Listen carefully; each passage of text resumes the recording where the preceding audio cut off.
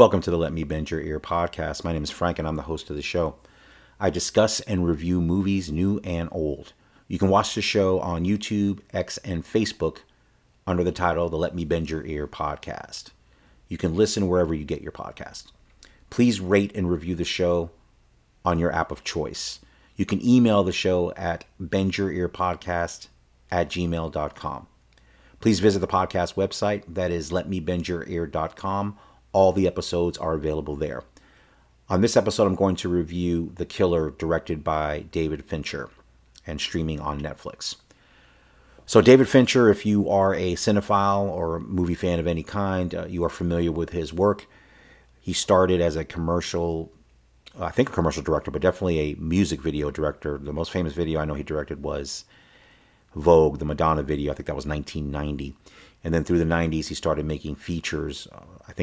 Starting with Alien 3, I believe, was his first film. One of the most famous films he's known for is Fight Club, which came out in 1999, the Brad Pitt, Edward Norton film. Shockingly, I have never seen that movie. At some point, I'm going to have to watch it and review it for the podcast. It's definitely a blind spot for me. I've never seen that particular film. And of course, he's known for other ones as well. Zodiac, Mank, which was also on Netflix as well. And he doesn't put out a lot of films. He takes a long break in between films. He doesn't really make a lot of movies back to back to back. But obviously a director of renown. And when I get into the review of the movie, I'll get into my feelings about his work recently, but I'll get more into that later. But this film, The Killer, was made specifically for Netflix, like I said, like his previous film, Mank, which was the story of Herman J. Mankiewicz, who co-wrote the screenplay for Citizen Kane with Orson Welles. That starred Gary Oldman. I think that came out in 2019, I have to double check. So this film was made for Netflix as well. So I know it's based on a book. I don't know the author of the book, didn't read the book, so I don't know the story other than this movie came out.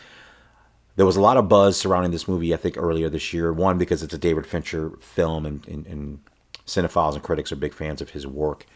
And it garnered a lot of attention. So I was looking forward to seeing it, to see what it's going to be about. So I checked it out a few weeks ago, just getting around to doing the review. So as the movie opens, it opens in Paris. And we have a character just known as the Killer. I think they say his name in the movie, but it's not really important. There's a running joke that I'll get to in a minute, which is actually very funny. But he is on a stakeout for an assassination. So obviously he's a hitman. So you're introduced to the character of the Killer, played by Michael Fassbender. And the movie takes its time to show how meticulous he is about how he plans, prepares, and executes these hits that he's hired to do. So the opening of the film set in Paris, beautiful scenery. He's there.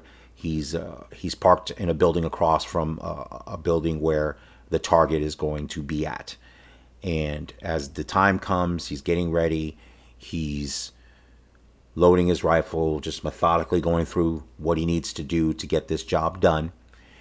And when he's about to execute the hit and fires his weapon, he misses the target and hits a bystander.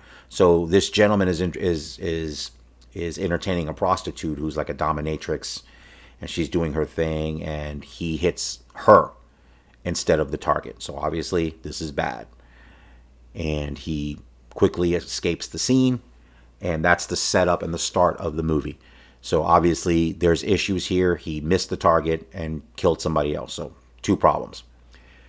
So, of course, the way the movie explains it, in this line of work, this is something that is unacceptable. And when this happens, the result of that happening, obviously, unlike a real job where you maybe would get fired if you did something wrong, they're looking to eliminate you.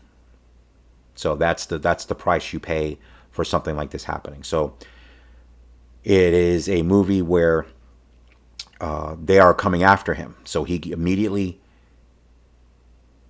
hightails it out of France. And the running joke that I was referring to a moment ago is, and if you have to be definitely someone my age or someone that loves TV Land, but There's a running joke through the film. So he's got all these. He travels all around the world. So of course, like the typical movie with a hitman, he's got the trunk of multiple passports, multiple forms of currency, all this kind of stuff, and aliases. But every alias he uses is essentially a character from a 70s sitcom or a 70s comedy show. So one, I'll only give one because I don't want to give them all away because it's actually really funny. One of my favorite ones was Archibald Bunker was one of his aliases, which of course is Archie Bunker from All in the Family. So made me laugh, hilarious. Every time he pops a new alias with that, you're waiting to see what the next one is. But that was actually one of my favorite parts of the movie, that running joke that was going through there. That was pretty funny. So, of course, he is on the run and trying to figure out what to do. So, one of the first things that happens after he takes off is a team is sent to his house that he has in the Dominican Republic. So, he has a girlfriend, wife. I don't know if they ever clarify that. So, she's there at his house in the Dominican Republic. They come in.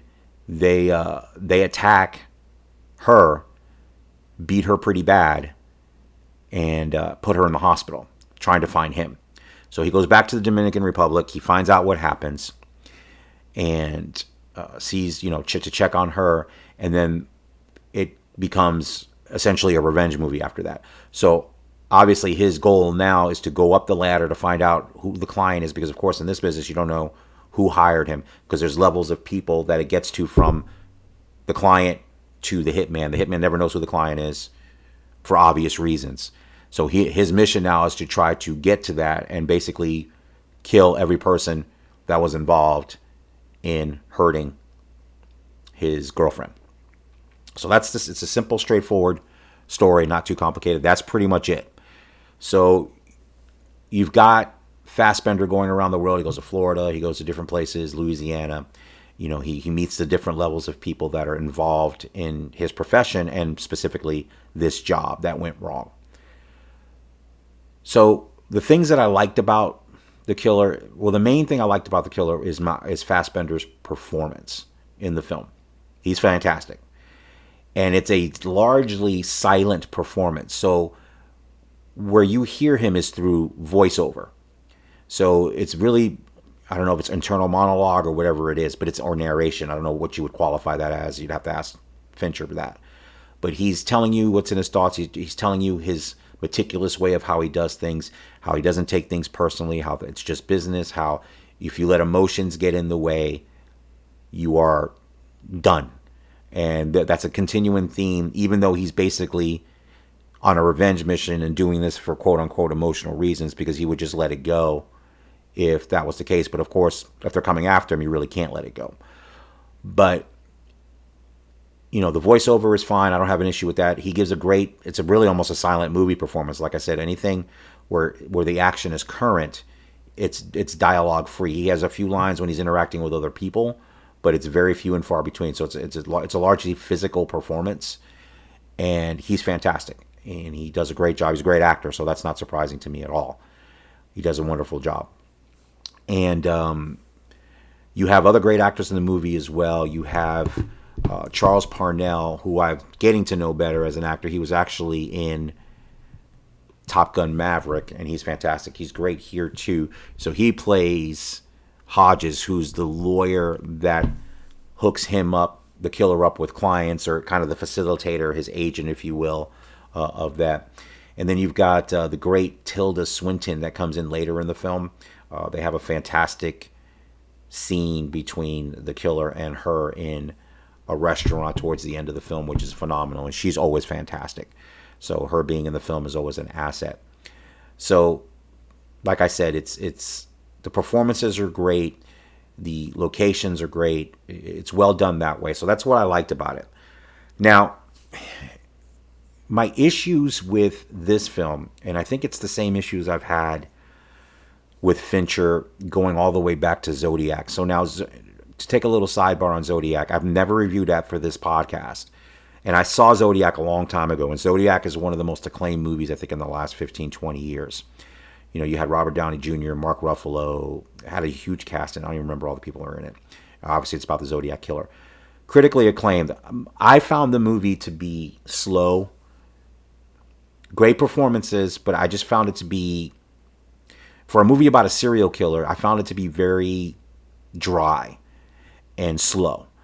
So for me and David Fincher, I think the films he's made over the last few, and I haven't seen all of them. There may be a couple that I'm missing, but he doesn't. Like I said, his output is not that. What's the word I'm looking for?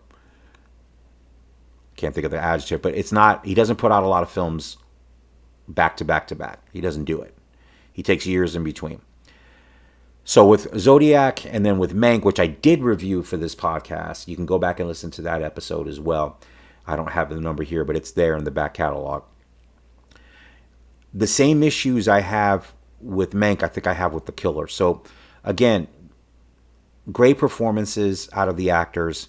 It's just, for me, this movie, just like Mank before it, was just, it's too, I don't even know what the word is. I don't know if it's slow or it just doesn't engage me like I think it should. With such a great performance, and Hitman movies are usually, relatively edge of your seat, kind of exciting, but these are slow. And I don't mind slow in the sense that if it's contemplative or something that it's really diving into something. Look, I'm the guy that loves the 3.5 hour Irishman, which most people think is like, not most people, but a lot of people think is like watching grass grow. I love The Irishman. I thought it was riveting from beginning to end.